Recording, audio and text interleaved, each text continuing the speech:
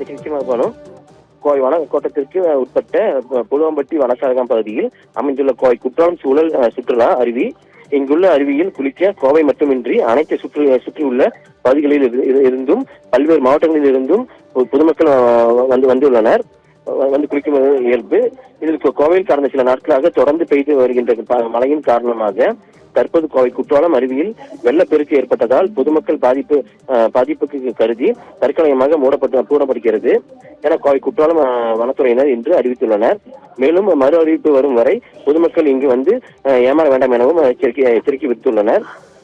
இந்நிலையில் தமிழகத்தில் தென்மேற்கு பருவமழை துவங்கியுள்ள நிலையில் கோவை மற்றும் நீலகிரி மாவட்டங்களுக்கு இன்று முதல் அடுத்த 3 நாட்களுக்கு கனமழை எச்சரிக்கை விடுக்கப்பட்டுள்ளது.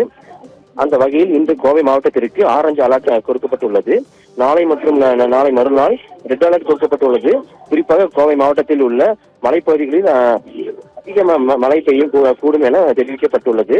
எனவே மழைக்கால முன்னெச்சரிக்கை நடவடிக்கையாக அரங்கேறும் இருந்த தேசிய பேரிடர் மீட்பு குழுவினர் இன்று கோவைக்கு வந்துள்ளனர்.